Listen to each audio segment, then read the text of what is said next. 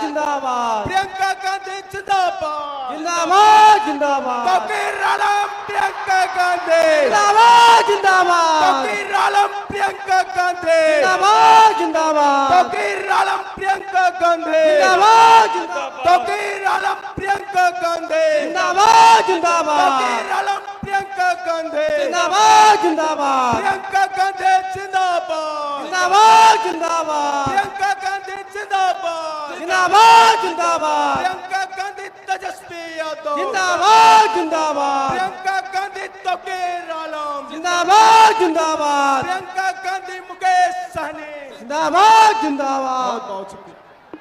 आज हम लोगों के बीच बरारी विधानसभा में हमारे लोकप्रिय सांसद जन जन के नेता बहन प्रियंका गांधी जी आई हुई है।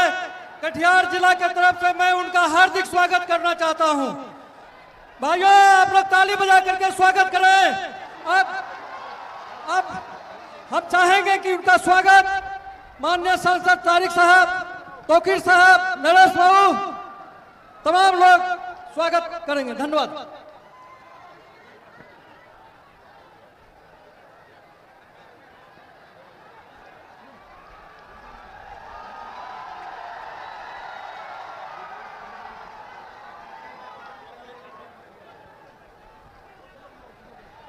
समय का अभाव है। मैं चाहूंगा कि हम लोग के कटिहार के जन जन के नेता, गरीबों के मसीहा जनाब तारिक साहब आप लोगों के बीच अपनी बात को रखेंगे। तारिक साहब, धन्यवाद।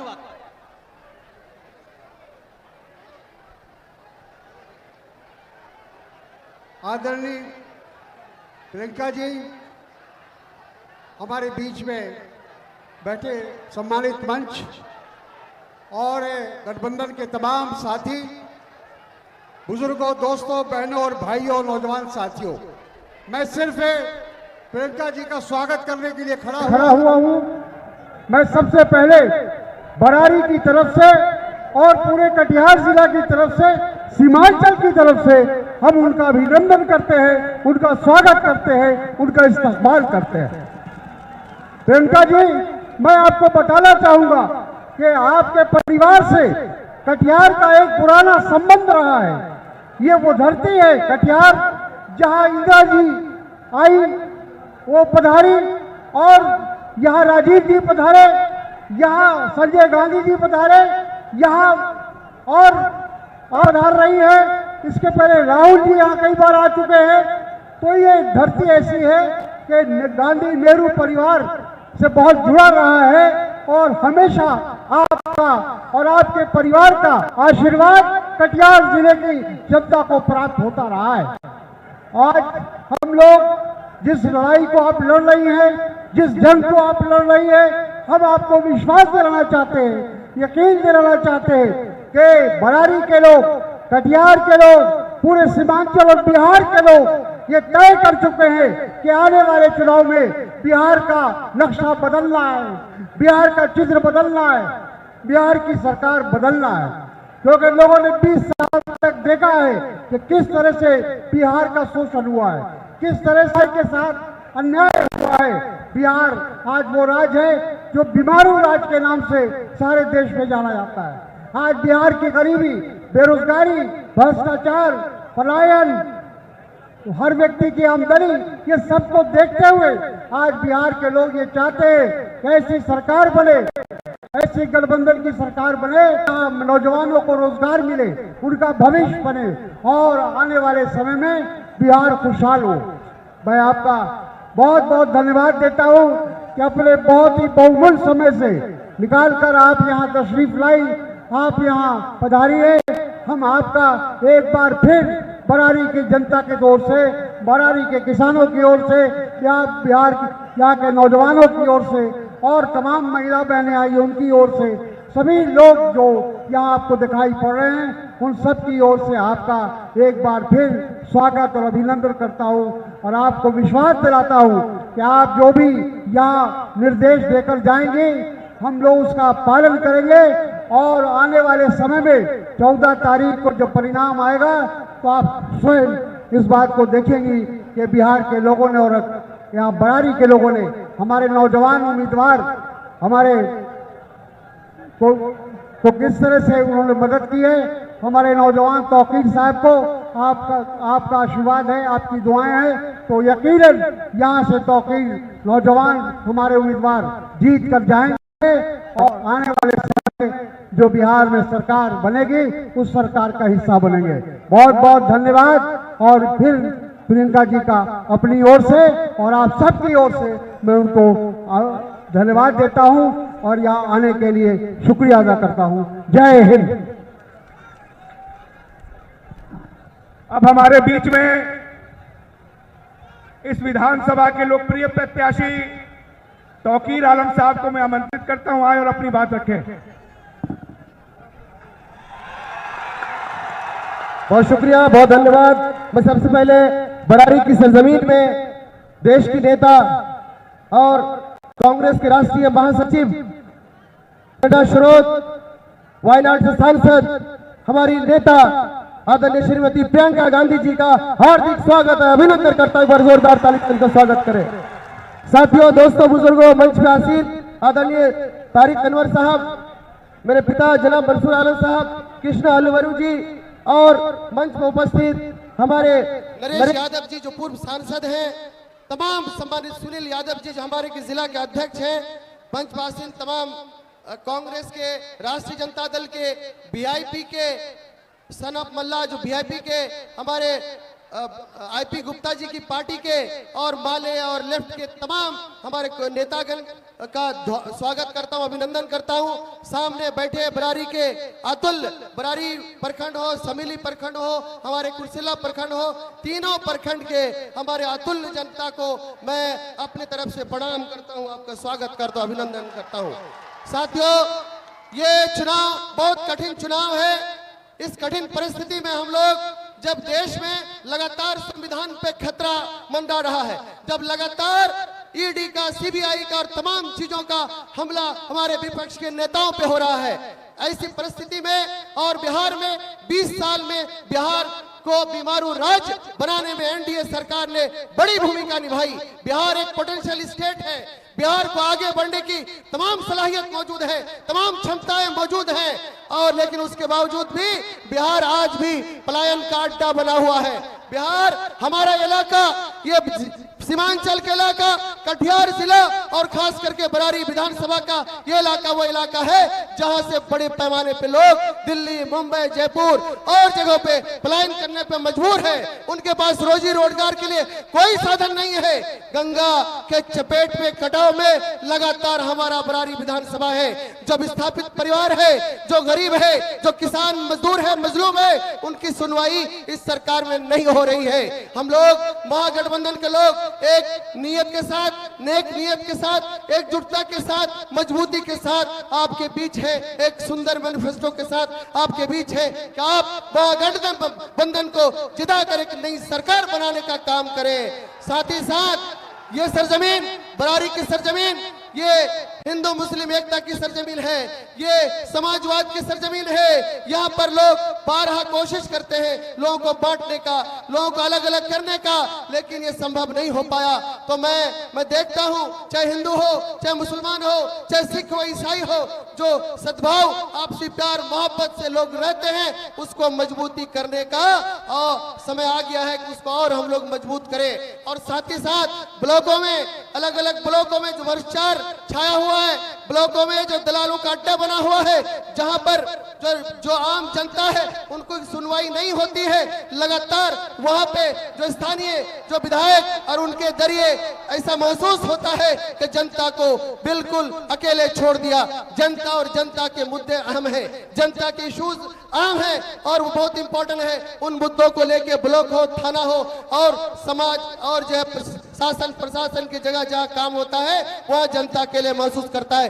जरूरत इस बात की है कि हम इसको बदले, हम बरारी को भी बदले, बिहार को भी बदले और एक नई सरकार बनाए, ताकि आने वाले दिन में आपके हुकूक, आपकी हिस्सेदारी, आपके जो मसाइल हैं, चाहे कटाव का मामला हो, चाहे डिग्री कॉलेज का मामला हो, चाहे हॉस्पिटल का मामला हो, चाहे पुल का मामला हो, बरारी से लेके जो नदी के पर पुल बनना है, एक साहिबगंज का पुल है और एक भागलपुर का पुल है, बीच में हमारा बरारी विधानसभा है, यहाँ पे कोई पुल नहीं है। इस पुल को भी निर्माण करना हमारी प्राथमिकता होगी और हमारे बरारी विधानसभा को अग्रिम में लाना, उनको अग्रिम पंक्ति में लाना, उनके तरक्की को लेके, उनके डेवलपमेंट को लेके और समाज के अलग अलग तबके जो सबसे अंतिम पायदान के लोग हैं, जिनका हकूक नहीं मिला है, जिनको हिस्सेदारी नहीं मिला है, हमारी प्राथमिकता होगी कि उनको सम्मान दिया जाए, उनको अधिकार दिया जाए, उनका मान सम्मान का ख्याल हो और इलाके की चौमुखी विकास हो।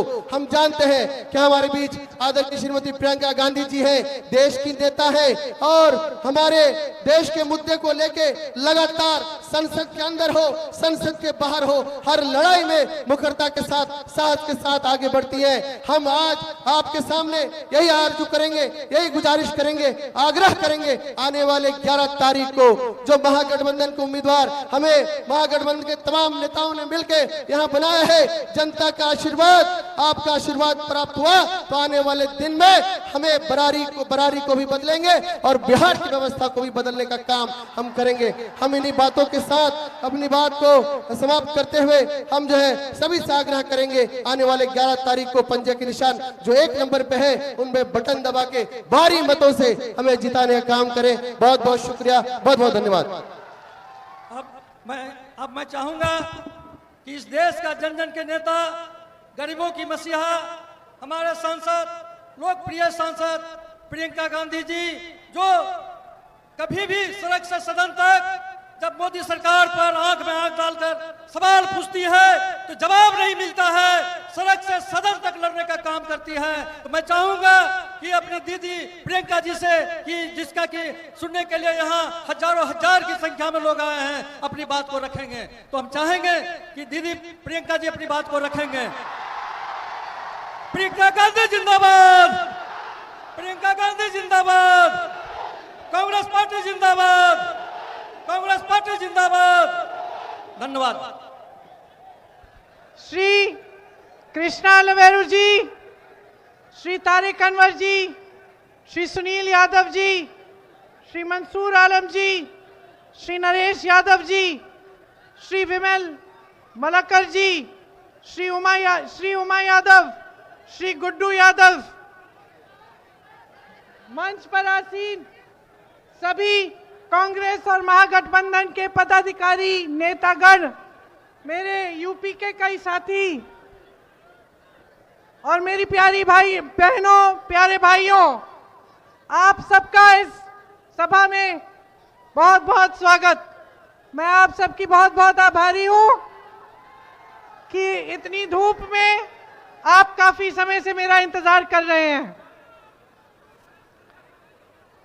थके तो नहीं? आदत है, धूप की आदत है, धूल की आदत भी है। किसने डलवाई? किसने डलवाई? देखिए, सबसे पहले तो मैं चाहती हूं, इतनी बड़ी तादाद में आप यहां खड़े हैं, वहां पीछे भी मुझे काफी महिलाएं दिख रही हैं। सबसे पहले तो मैं आपसे कहना चाहती हूं कि जो आपकी अपनी ताकत है, अपनी शक्ति है, जो इस देश के इतिहास में, इस देश की नींव डालने में आपकी भागीदारी रही है, उसको आप अच्छी तरह से पहचानें। आप पहचानें कि ये जो बिहार की धरती है, इसी धरती ने इस देश को बनाया है।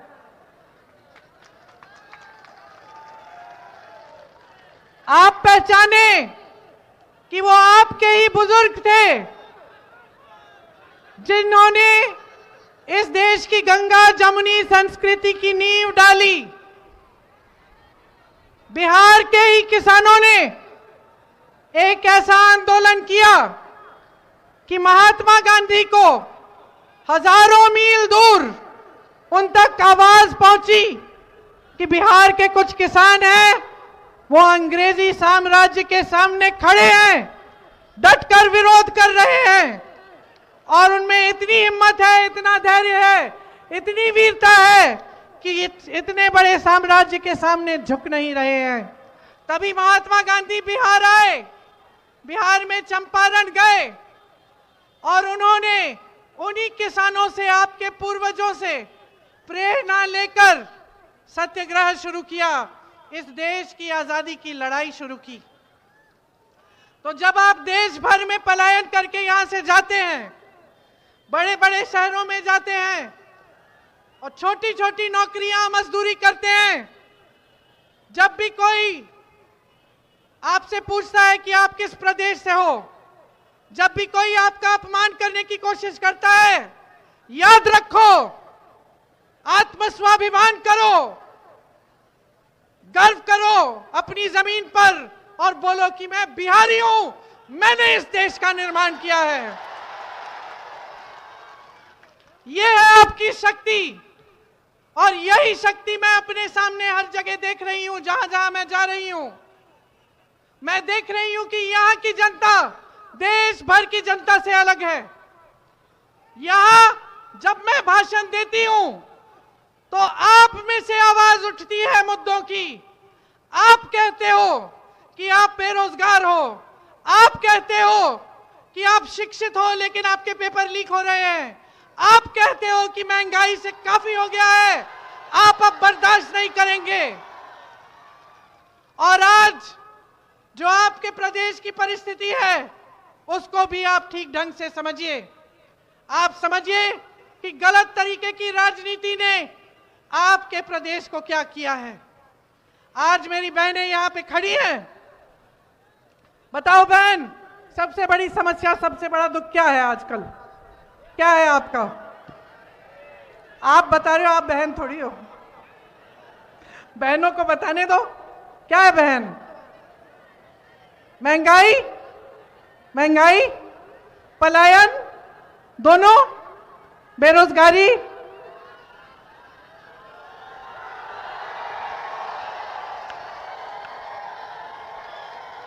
ये बड़े बड़े नेता भाजपा के जब आते हैं आपसे पूछते हैं, मोदी जी पूछते हैं, मोदी जी पूछते हैं कि यहां से पलायन करके क्यों जाना पड़ रहा है आपके बेटों को, आपके पतियों को? समझते हैं कि आपका संघर्ष क्या है? नहीं समझते हैं। नहीं समझते हैं कि मेरी बहन का संघर्ष क्या है। नहीं समझते हैं कि पति चले गया है पलायन करके किसी बड़े शहर में, हर समस्या का सामना खुद कर रही है, अकेली कर रही है।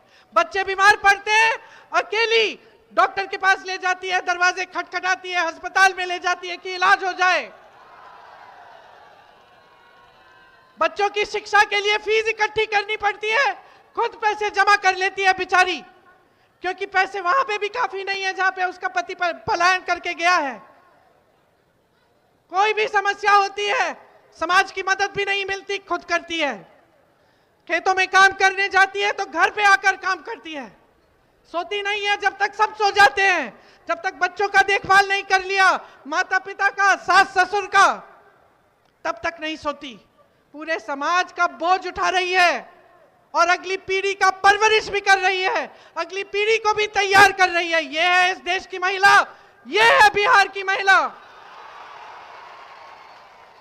और मोदी जी समझते हैं कि आपको झूठे वादे देकर, आपको 10,000 रुपए पकड़ाकर वोट ले लेंगे आपका। मोदी जी सोचते हैं कि 20 सालों से इनकी सरकार चली है बिहार में, महिलाओं के लिए कुछ नहीं किया। अरे सुरक्षा भी नहीं दे पाए, महिलाओं पे अपराध 3 गुना बढ़ गया है, 3 गुना महिलाओं और बच्चों पे। आज बहन तुम बाहर जाती हो तो घबराहट होती है कि नहीं? बेटी कहीं जा रही है नौकरी करने के लिए तो घबराहट होती है कि सही सलामत वापस आएगी कि नहीं। बता रही हो तुम, बिल्कुल समझ रही हूं मैं। तो अपनी परिस्थिति को अच्छी तरह से समझो। ये जो 10,000 रुपए का घूस देने की कोशिश कर रहे हैं ना, ले लो, पैसे ले लो, 10,000 रुपए ले लो, लेकिन अपना वोट मत दो बहनों, वोट मत दो। 10,000 रुपए जो मिल रहे हैं उसका कुछ अच्छा कर लो, बच्चों के लिए कुछ खरीद लो, बचत कर लो, जो भी है, लेकिन अपना वोट मत दो इन्हें। देखिए बहुत विवेक है आप में, बहुत समझदार है आप, सब समझती हैं। जो महिला होती है ना, सुन लो पुरुषों, सुन लो, तुम्हारी नियत पहचानने वाली होती हैं, समझे? अगर नियत ठीक नहीं है, सबसे पहले महिला पहचान लेगी। तो जिस तरह से आप परिवार में, समाज में पहचान लेती हैं, उस तरह से अपने नेताओं को भी पहचानो, जो सिर्फ चुनाव के समय सामने आता है, जो सिर्फ चुनाव के समय बड़े बड़े वादे करता है, उसको पहचान लो और अपना वोट जिम्मेदारी से दो। ये जो वोट है, ये महंगाई को खत्म करने वाला वोट है। ये वोट है, अगर महागठबंधन को जाएगा तो यही वोट सिलेंडर को 500 रुपए का बना देगा। अगर महागठबंधन को ये वोट जाएगा तो यही वोट आपके खाते में हर महीने मेरी बहनों के खाते में 2500 रुपए डलवाएगा। अगर महागठबंधन के खाते में ये वोट गया तो जिस गरीब परिवार के पास घर नहीं है, जमीन नहीं है, उसे मकान मिलेगा या 3 से 5 डिसमिल जमीन मिलेगी, और वो जमीन मेरी बहनों आपके नाम में डाली जाएगी। अगर आप महागठबंधन को अपना वोट देंगी तो जो जीविका बहनें हैं, उनका वेतन 30,000 रुपए किया जाएगा और उनकी नौकरी पक्की की जाएगी। महिलाओं के लिए कॉलेज खोले जाएंगे, पाठशाला खोली जाएगी। विधवा का पेंशन 1500 रुपए का होगा और वृद्ध जनों का पेंशन भी 1500 रुपए होगा। दिव्यांग का पेंशन 3,000 रुपए का होगा। और मेरे नौजवान भाइयों, यहां खूब बड़ी तादाद में खड़े हो, शिक्षित हो कि नहीं? पढ़ाई की? मालूम है कि आपके बिहार का क्या इतिहास है शिक्षा में? शिक्षा के क्षेत्र में बिहार इतना मजबूत था कि यहां से सबसे बड़े आईएएस के अफसर, आईपीएस के अफसर, आईएफएस के अफसर, सबसे अच्छे, सबसे कर्मठ, सबसे शिक्षित यहीं से आते थे। आपकी शिक्षा की व्यवस्था इतनी मजबूत थी कि पूरा देश देखता था आपकी ओर। आज क्या स्थिति है? 20 सालों की इनकी सरकार के बाद आज स्थिति क्या है? शिक्षा की व्यवस्था ठप है। आज अगर नौकरी के लिए परीक्षा देने जाओ तो क्या होता है बताओ? पेपर लीक होता है। इस पेपर लीक से फायदा किसको हो रहा है? देखो, ऐसी चीजें होती है तो कोई ना कोई तो कमा रहा है कि नहीं? कुछ तो घोटाला हो रहा है कि नहीं? है कि नहीं? तुम्हारा तो फायदा नहीं हो रहा। बार बार तुम पेपर दे रहे हो, बार बार पेपर लीक हो रहा है। हर बार समझते हो कि चलो कोई बात नहीं, फिर से दे देते हैं, इस बार रिजल्ट निकल जाएगा। चलो रिजल्ट निकल भी गया, फिर कहते हो कि ठहरते हैं भाई, 6-7 महीने में नियुक्ति हो जाएगी। नियुक्ति होती है? कितने ऐसे यहाँ पे नौजवान हैं जो ऐसे पेपर दे चुके हैं और अभी भी नियुक्तियों के लिए इंतजार कर रहे हैं। क्या आपको मालूम है कि इस बिहार की जो महान सरकार है भाजपा एनडीए की, कितने सरकारी पद खाली रखी है? मालूम है? तमाम सरकारी पद खाली हैं। पद खाली है, नौजवान बेरोजगार है, लेकिन पद दिए नहीं जा रहे हैं। और अगर आप देखें जहां से आपको रोजगार मिल सकता था, मोदी जी ने वो सारे रोजगार के साधन खत्म कर दिए हैं। कैसे? खेती किसानी में मिलता था, मजदूरी मिलती थी, खेती में किसान होते थे, खेती होती थी अपनी तो कुछ ना कुछ तो कमा लेते थे, है कि नहीं? बच्चों को पढ़ा लेते थे, पेट में खाना चले जाता था। आज जो खेती किसानी कर रहा है भूखा पड़ा है, कमा नहीं पा रहा है, उसको ना उपज का दाम मिलता है, ना न्यूनतम समर्थन मूल्य मिलता है, खाद की लंबी लंबी लाइनों में खड़ा होना पड़ता है, खाद नहीं मिलती है। आज ट्रैक्टर खरीदने जाता है तो लो जीएसटी दो। पेट्रोल डीजल महंगा हो गया है, खेती के सारे साधन महंगे हो गए हैं, सारा सामान महंगा हो गया है। कमाओगे कैसे? कमा नहीं पा रहे हो, यही है मोदी जी की नीतियां। कोल्ड स्टोरेज की व्यवस्थाएं नहीं है, मंडियों की व्यवस्था नहीं है, कैसे कमाओगे? साधन ही नहीं छोड़ा। आगे बताती हूं, बड़े बड़े उद्योग होते थे, ये कहते हैं नेहरू जी ने क्या किया, 70 सालों में क्या किया, यही कहे जा रहे हैं 10 सालों से, कुछ नया सोचा भी नहीं है इन्होंने। ठीक है, 70 सालों में क्या किया मैं बताती हूं। इस देश में जितने भी बड़े सरकारी उद्योग हैं नेहरू जी ने लगवाए या उनके बाद कांग्रेस पार्टी ने लगवाए। इस देश के IIM, IIT, एम्स, ऐसी जितनी बड़ी संस्थाएं हैं सारी पंडित नेहरू जी कांग्रेस पार्टी की सरकारों ने बनाई। मोदी जी ने क्या बनाया? क्या बनाया मोदी जी ने? मोदी जी ने ना एक नई तरह की राजनीति बनाई। मोदी जी ने ऐसी राजनीति बनाई जिसमें नेता को काम करने की जरूरत नहीं है। मोदी जी ने धर्म की राजनीति शुरू की कि चलो लोगों को बांट देते हैं, हिंदू, मुसलमान, सिख, ईसाई, बौद्ध, जैन सबको बांट लेते हैं, फायदा होगा हमारा, सबको लड़वा लेते हैं। मोदी जी ने ऐसी राजनीति बनाई जिसका नेता सोचता है कि 5 साल काम नहीं करे, लेकिन 5 साल बाद चुनाव के समय आपके घर आके आपसे प्रार्थना करा के आपसे धर्म के नाम पर शपथ दिलवा के उसको वोट मिल जाएगा। ये किया है मोदी जी ने। एक नई संस्था नहीं बनाई, शिक्षा को नहीं बुलंद किया, उद्योग नहीं बनाए, बल्कि सारे जितने भी सरकारी बड़े बड़े उद्योग थे अपने बड़े बड़े सेठ मित्रों को दे दिए। किसको दिए? मैं खुश हूं, आप नाम भी जानते हैं, आप जागरूक हो। यहां बिहार की जमीन 1 रुपए प्रति एकड़ में अडानी को दे दी। और ये जो नौजवान यहां खड़े हैं, अगर आपको अरे 1 एकड़ जमीन दे देते 1 रुपए में, तो आप क्या अपना भविष्य नहीं बना लेते? बनाते कि नहीं बनाते? बहने, आपको 1 एकड़ जमीन मिल जाती तो कुछ तो कर लेती। दे रहे हैं बड़े बड़े सेठों को।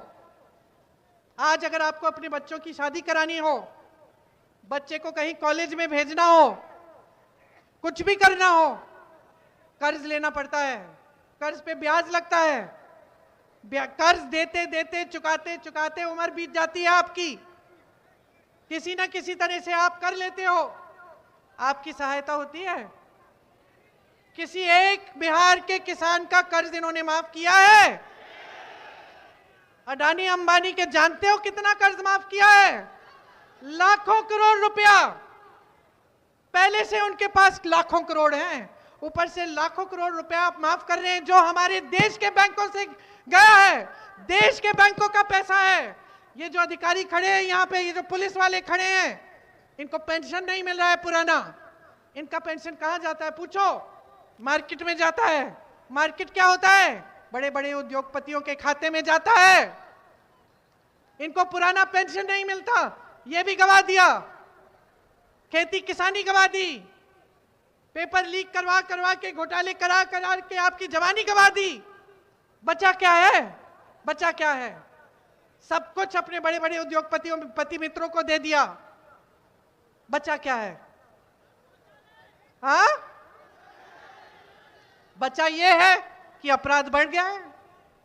बचा ये है कि जहां देखो अपराध, अति पिछड़ी जाति पे, दलित पे, अल्पसंख्यक पे 3 गुना बढ़ा है अपराध, महिलाओं पे, बच्चों पे।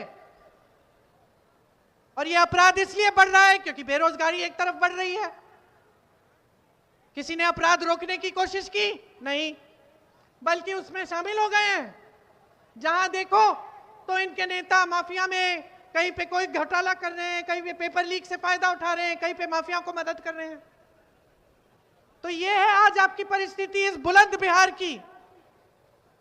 और ऊपर से ऐसा मजाक बना रखा है कि चुनाव के समय प्रधानमंत्री जी यहाँ आते हैं और इधर उधर की बातें करते हैं। अब बताओ कितनी दिलचस्प बात है कि प्रधानमंत्री जी एक तो आते हैं तो सिर्फ चुनाव के समय आते हैं, बाकी समय कहाँ दिखते हैं? दुनिया के भ्रमण करते हुए, कभी अमेरिका के राष्ट्रपति के साथ, कभी चीन के राष्ट्रपति के साथ, कभी इजराइल के राष्ट्रपति के साथ। जब देखो तो किसी से हाथ मिला रहे हैं। आपके गांव में तो आने का कष्ट नहीं किया। अरे आप छोड़िए, अपने संसदीय क्षेत्र वाराणसी में भी नहीं जाते हैं। और मैं बता देती हूं कि यह परंपरा नहीं है हमारे देश की, यह परंपरा नहीं है, ये कांग्रेस की परंपरा नहीं है। मेरे पिता प्रधानमंत्री रहे, मेरी दादी प्रधानमंत्री रही, मेरी मां कांग्रेस की अध्यक्ष रही, मेरे भाई कांग्रेस के अध्यक्ष रहे। बड़े बड़े प्रधानमंत्री जैसे नेता मैंने खुद अपनी आंखों से देखा। गांव गांव में जाते थे, घर घर में जाते थे और गांव वाले टोकते थे, डांटते थे, सवाल पूछते थे और किसी पुलिस वाले की हिम्मत नहीं थी कि सवाल पूछती हुई जनता पर वो हाथ उठाए, वो लाठी उठाए। कोई प्रशासन ऐसा नहीं करता था कि आप प्रदर्शन करोगे, अपने अधिकार मांगोगे और आपको पीटा जाएगा। ये नहीं है इस देश की परंपरा, ये ना इस देश की परंपरा है और ना हमारे धर्म की परंपरा है। हमारे धर्म, हमारे देश की परंपरा ये है कि अपने अधिकारों के लिए लड़ो, अपनी धरती के लिए लड़ो, सरकार को जो करना है तुम्हारे लिए वो मांगो और हिम्मत से मांगो और चुप मत रहो। जब अन्याय को देखते हो तो उसको रोको, ये है हमारी परंपरा। और इसी परंपरा को निभाने के लिए मेरे भाई राहुल गांधी ने देश भर की भारत जोड़ो यात्रा की, उसके बाद न्याय यात्रा की, उसके बाद यहां बिहार में कौन सी यात्रा की? वोट चोरी की यात्रा की। आपके वोट को बचाने के लिए इन चोरों से जो आज इस स्तर पर आ गए हैं कि आपका वोट छीन रहे हैं, आपसे चोरी कर रहे हैं। 65 लाख वोट बिहार की जनता के कटे हैं। 65 लाख वोट क्यों काट रहे हैं? क्योंकि अब जान गए हैं, डर गए हैं जनता से, जान गए हैं कि जनता जाग गई है, जागरूक हो गई है। अब ये पुराने मुद्दे नहीं चलेंगे इनके। अब जनता कह रही है विकास करो नहीं तो जाओ,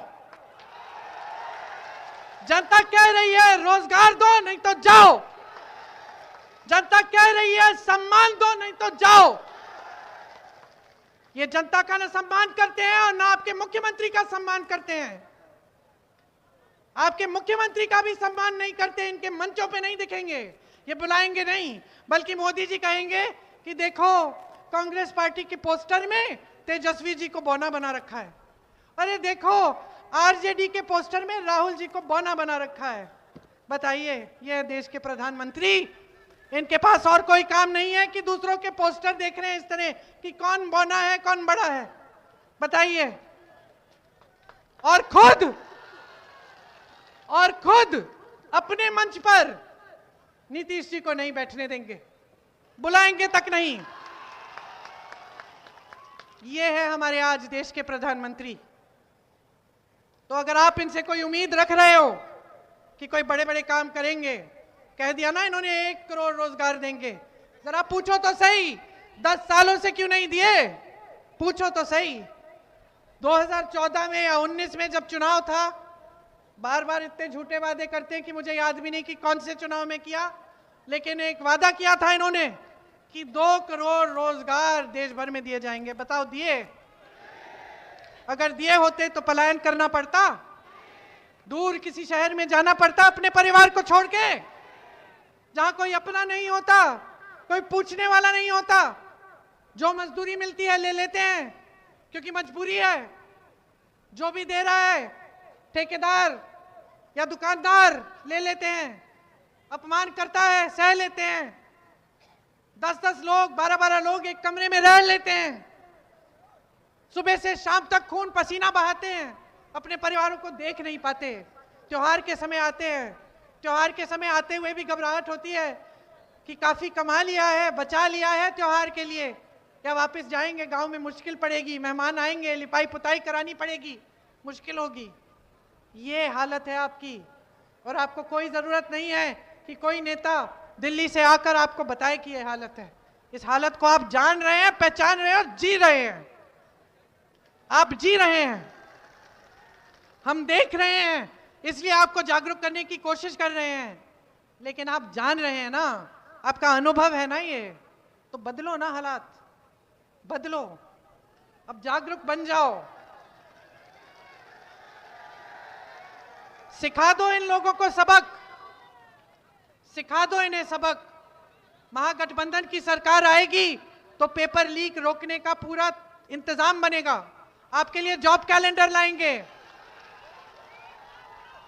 जॉब कैलेंडर लाएंगे, जिसमें जिस दिन आपकी परीक्षा होगी, जिस दिन रिजल्ट आएगा, जिस दिन नियुक्ति होगी, पहले से तय होगा। कोई उसमें बदलाव लाने की कोशिश करे तो सख्त से सख्त कार्रवाई करेंगे। आप नौजवान हो इस देश के, अपना छोटा सा कारोबार शुरू करना चाहोगे तो सरकार 2 लाख रुपए देगी। स्थानीय रोजगार बनाने के लिए हर विधानसभा में अलग से 10 करोड़ रुपए भेजे जाएंगे, ताकि आपको यहां पे रोजगार मिले, कहीं जाना ना पड़े। ये जो अडानी को मुफ्त में ये जमीन दिए जा रहे हैं ना आपके प्रदेश के, हम 2000 एकड़ रखेंगे, जिसमें सिर्फ उद्योग बनेंगे बिहार के लिए, आपके लिए, उनमें नौकरियों के लिए आरक्षण होगा, उसमें बिहारी नागरिकों के लिए, और शिक्षा के संस्थान बनाए जाएंगे। आप देख रहे हैं पुलिस वाले, आपको पुराना पेंशन मिलेगा। आज प्रशासन आपको कहता है कि जनता अगर प्रदर्शन कर रही है, अधिकार मांग रही है तो पीटो, तो समझ रही हूं मैं, आप तो अपनी ड्यूटी करते हो। नया प्रशासन आएगा, आपसे जनता को नहीं, माफियाओं को पिटवाएगा। आपको पुराना पेंशन मिलेगा। बहनों को मैंने बता ही दिया है। और रोजगार की बात करती हूं, जिस परिवार में एक भी रोजगार नहीं है, हम पूरी कोशिश करेंगे कि ये जो खाली पद है सरकार के, इसको भरेंगे और आपको रोजगार देंगे। कांग्रेस की जब राजस्थान में सरकार थी तो एक बहुत बढ़िया स्कीम थी, और मुझे हमेशा इस स्कीम से जिसको जो प्रभावित होता था, जिसकी मदद होती थी, उससे मिलने में मुझे खास खुशी होती थी, क्योंकि एक इतनी बड़ी मदद होती थी उससे। मैं बताती हूं, उसमें अगर आप बीमार पड़ जाते, चाहे कोई भी बीमारी हो, चाहे किसी परिवार के सदस्य को कैंसर हो गया, या दिल का दौरा पड़ गया, या कोई बड़ी बीमारी हो गई, तो उसके भी इलाज के लिए 25 लाख तक इलाज मुफ्त में मिलता था, सरकारी और प्राइवेट दोनों।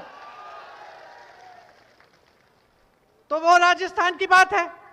हम यहां पे बिहार में वही स्कीम लागू करना चाहते हैं, ताकि 25 लाख तक सारा इलाज मुफ्त में हो। और इसलिए मुझे ज्यादा खुशी होती थी, क्योंकि जब मैं इन लोगों से मिलती थी तो इतने खुश होते थे कि सरकार ने हमारे लिए इतना बड़ा काम कर लिया।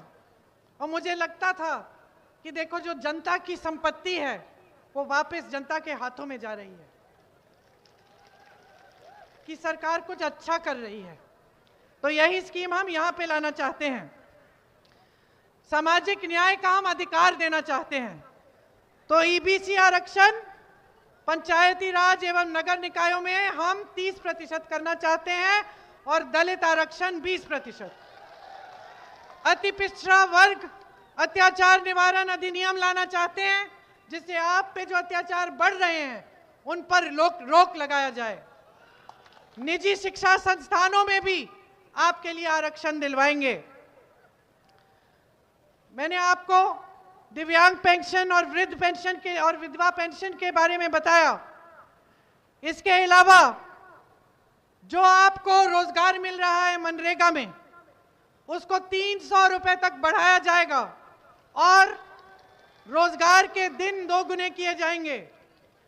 सुन लीजिए, आजकल जहां जहां भाजपा की और एनडीए की सरकारें हैं, वहां मैंने सुना है कि बड़ी बड़ी बिजली की बिल आती हैं। आपने बिजली चलाई नहीं, बिजली आई नहीं, बिल आपको जरूर मिलेगी। सच बात है? आपको 200 यूनिट बिजली मुफ्त में दिलवाएगी गठबंधन की सरकार। तो अब बताओ मुझे, वोट किसको देना है? महागठबंधन की सरकार लाओगे? तौकीर को जिताओगे? इनके साथ मैंने खुद काम किया है। मैंने 2 चीजें देखी उत्तर प्रदेश में मेरे साथ काम किया। पहली चीज ये कि जब कोरोना हुआ तो तमाम लोग, खास तौर से भाजपा के जो नेता थे, क्या किया उन्होंने? घर में दुबक गए डर के मारे कि हमें बीमारी पड़ जाएगी। मैंने देखा कि ये दिन रात इस कोशिश में थे कि अपने इलाके के लोग जो बाहर हैं, जो अनेक प्रदेशों में फंसे हुए हैं, उनको हम वापस कैसे लाएं। इन्होंने राहत पहुंचाई सैकड़ों लोगों को। मुझे खुद निजी तौर पे ये मालूम है, क्योंकि वो फोन मुझे आते थे कि मेरे इलाके के इतने लोग गुजरात में फंसे हैं, दीदी मदद करवा लो, और हम मदद करते थे। तो सबसे पहली चीज तो मैंने ये देखी कि ये आदमी डरता नहीं है। इसका लक्ष्य सेवा करने का है और मुश्किल परिस्थितियों में भी ये सेवा करेगा। और फिर जब यूपी का चुनाव आया, जब यूपी का चुनाव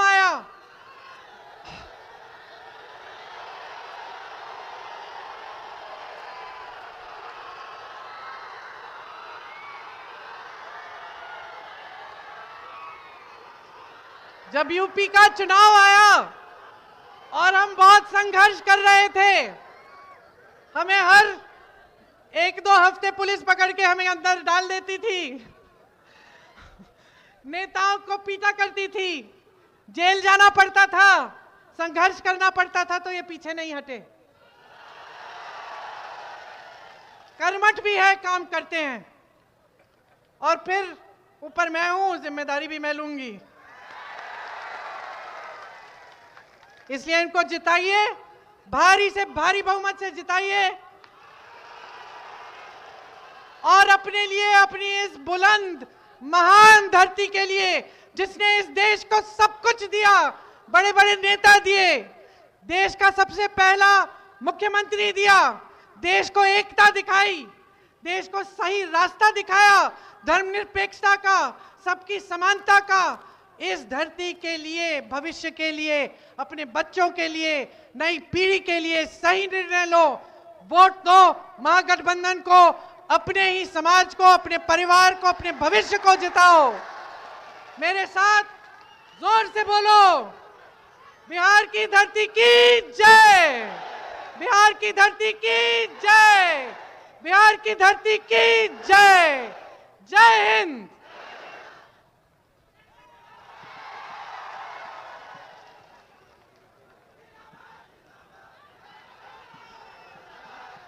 हेलो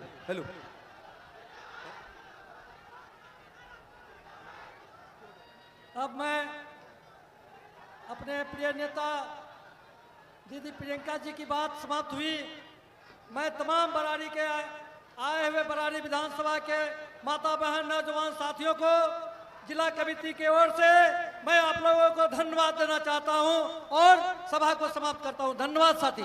प्रियंका गांधी, एक बार आवाज दीजिएगा मेरा भाई। प्रियंका गांधी जिंदाबाद, प्रियंका गांधी जिंदाबाद, राहुल गांधी जिंदाबाद, खड़गे साहब जिंदाबाद, सोनिया गांधी जिंदाबाद, कांग्रेस पार्टी जिंदाबाद, इंडिया गठबंधन जिंदाबाद, इंडिया गठबंधन यादव, तेजस्वी यादव जिंदाबाद। धन्यवाद।